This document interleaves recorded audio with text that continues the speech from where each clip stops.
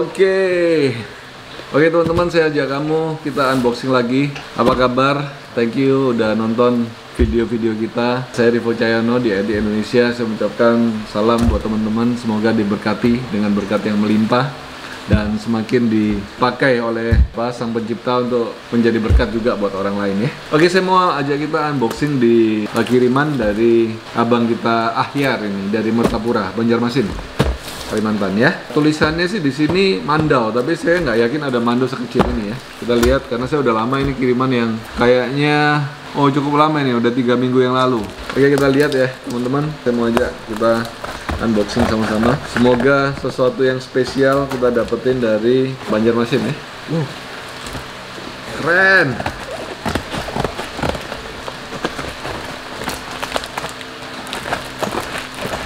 Ini ternyata adalah keris ini kayaknya. Oke, 1, 2, 3, 4. Oke, ada 1, 2, 3, 4 ya. Nah, yang menarik adalah kita seringkali menemukan keris-keris yang luar biasa dari luar Jawa. Karena Jawa ini penduduknya udah begitu banyak, pencari pusaka-pusaka keris-keris yang di daerah-daerah udah banyak banget. Jadi semakin susah sekali untuk kita mencari pusaka yang bagus di Jawa. Kalaupun ada, harganya udah luar biasa tinggi ya, karena udah banyak sekali dipegang oleh kolektor-kolektor. Nah, kadang-kadang ini kalau kita lagi beruntung, kita dapat pusaka yang bagus di luar Jawa. Kenapa? Karena kita ini udah bertahun-tahun teman-teman terjadi pembauran transmigrasi pada zaman Orde Baru, dan banyak sekali orang dari penduduk Jawa pergi ke daerah-daerah, dan mereka tentunya untuk beberapa komunitas pusaka-pusaka Jawa keluar daerah gitu ya sebagai ageman. Nah, setelah turun-temurun kadang-kadang ada turun-turunannya yang tidak lagi mempunyai ketertarikan terhadap pusaka, dan kadang-kadang kita terkaget-kaget karena kita menemukan pusaka-pusaka yang bagus di luar Jawa gitu. Jadi semoga kita dapat pusaka yang bagus juga malam ini. Semoga tidak mengecewakan. Oke, kita lihat dari pusaka yang nggak ada sarungnya.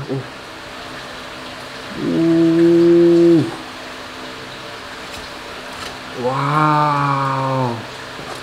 Oke, ini adalah pusaka yang keren banget. Ini pusaka yang tua banget. Selain ada kemungkinan pusaka Jawa dibawa ke Kalimantan, tapi juga ada sejarah di mana ada kerajaan Majapahit juga, era Majapahit di Kalimantan. Namanya Kerajaan Kutai Kartanegara gitu ya.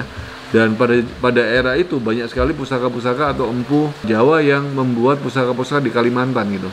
Dan besinya itu berbeda sekali, bentuknya juga sedikit berbeda, besinya berbeda. Dan ini adalah salah satu pusaka yang saya percaya dibuat di era itu gitu loh. Karena dari bentuk besinya ini udah jelas sekali ini bukan besi era Mataram, bukan besi era Kamardikan atau Mataram, tapi lebih ke arah besi Majapahit ini.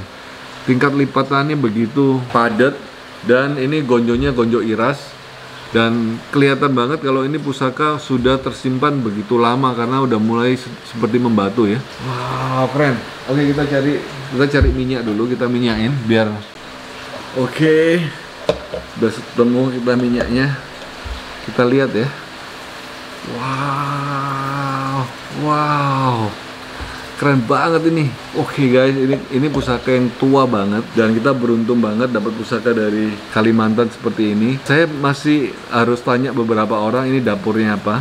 Yang pasti bukan brojol, karena ini seperti ada ornamennya di sini. Kemungkinan saya pernah ada, kalau saya nggak salah ingat, ada yang namanya dapur Semar ya di sini. Tapi apakah ini benar dapur Semar atau Putut atau kayak gimana, nanti kita akan tanya komunitas di sini, para senior, apa pendapat mereka tentang pusaka ini.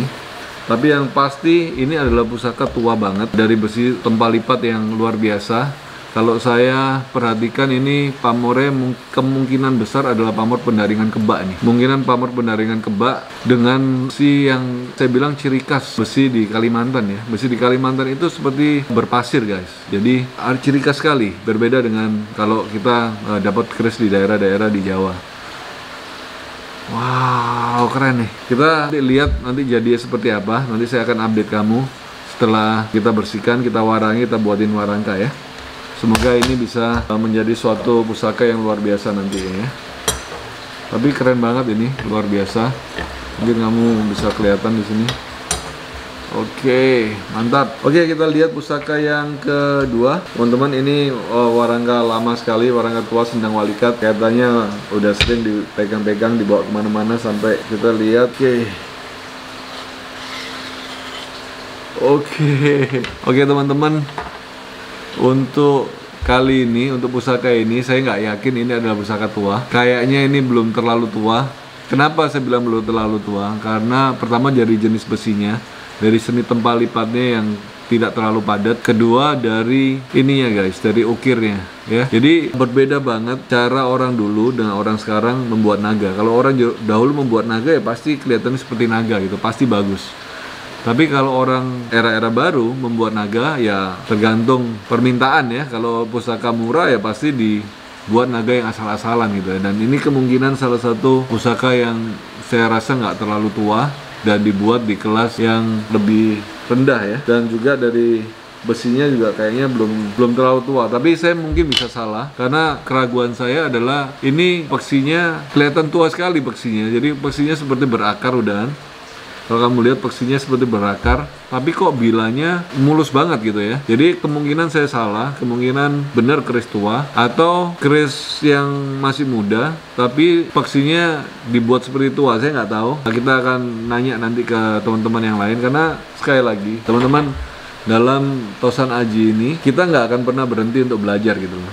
Jadi kadang-kadang pasti ada keraguan, pasti ada pendapat kita yang kemungkinan juga bisa salah, apalagi kalau kita menggambarkan suatu bilah benda yang nggak ada literaturnya, nggak ada, cuma semuanya hanya perkiraan. Jadi tangguh itu semua hanya perkiraan aja, perkiraan dari pengalaman kita melihat pusaka-pusaka tua dan kita membandingkan pusaka tua itu dengan pusaka yang kita dapatkan gitu ya. Jadi pasti dengan segala keterbatasan kita pasti bisa melakukan salah tafsir. Istilahnya kadang-kadang pusaka baru kita perkirakan tua gitu ya, padahal itu pusaka baru yang diproses misalnya. Atau pusaka tua tapi karena bentuknya begitu sempurna, besinya tidak terlalu banyak korosi dan segala macam, kita berpikir baru gitu. Well, itu hanya perkiraan dan itu sebabnya kita perlu komunitas, kita perlu bertanya pendapat yang lain supaya kita bisa make sure lah. Tapi apapun kita tetap nanti akan dibersihkan, diwarangi, dan kita tetap akan rawat lah sebaik mungkin ya. Oke, kita lihat pusaka yang ketiga ya. Wow, kalau ini asli tua, 1, 2, 3, 4, 5, 6, 7 jaran goyang, ini udah pasti tua, besinya padat banget. Ini kalau saya perkirakan eranya era Majapahitan, dari seni tempa yang luar biasa, kemungkinan kelengan ini kayaknya, tua kalau ini. Jaran goyang, lot 7 jaran goyang. Kita kasih minyak supaya minimal kita bisa ngelihat teksturnya ya. Ini tua banget, ini keren sekali. Jadi kita dapat 2 yang pasti tua, 1 masih ada keraguan, nggak masalah. Yang lain Oke, jadi kita dapat 3 pusaka tua dari Kalimantan dan 1 yang agak meragukan. So normal, ini baunya sangat khas banget guys. Aromanya aroma khas Gondo originalnya dia, bagus banget ini. Ini termasuk patrem ya, kecil termasuk patrem. Walaupun kemungkinan peksinya ada patah di ujungnya, tapi termasuk pusaka yang utuh lah kalau saya bilang. Kita kasih minyak aja. Besinya juga besi berpasir, kemungkinan ini dibuat di daerah sana. Mantap. Oke, jadi teman-teman, mungkin teman-teman pikir wah kita unboxing terus. Sekali lagi, saya ini kalau ditawarin orang dari daerah-daerah, saya hanya mau memahari pusaka-pusaka yang nggak terawat guys, yang istilahnya bukan pusaka kelas kolektor lah ya.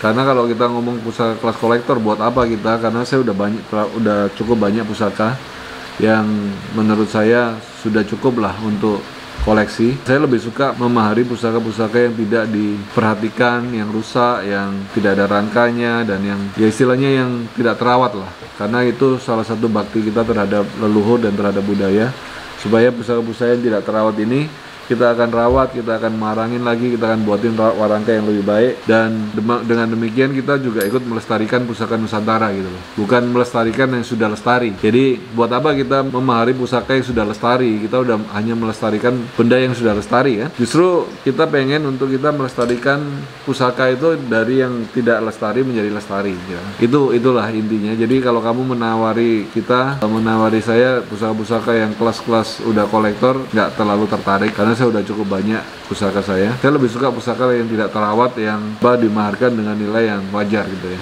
yang biasa lah, yang saya juga dapatnya biasanya segitu. Oke, mantap. Ini tua banget, tempanya juga kayak seperti pijetan. Ini kayak pijetan nih, beneran nih, kayak kris pijetan ini. Wah, kalau setelah diminyakin baru kelihatan.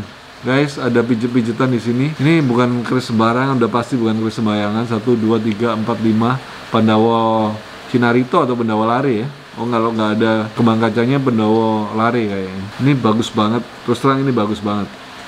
Ini besinya bagus sekali nih, ada pijetannya.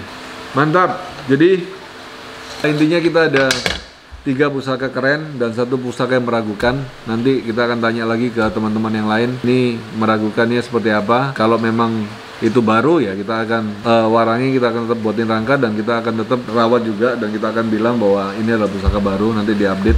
Kalau pusaka tua kita akan bilang tua, seperti apa adanya sesuai dengan pengetahuan kita. Oke guys, itu aja video saya unboxing pusaka dari Kalimantan, keris-keris peninggalan Jawa yang ada di Kalimantan. Semoga pusaka-pusaka ini bisa lestari dan bisa terawat dengan baik dan bisa dialih rawat ke teman-teman yang mau merawat selanjutnya ya. Oke, itu aja, sampai ketemu di video-video selanjutnya. Salam budaya, see you.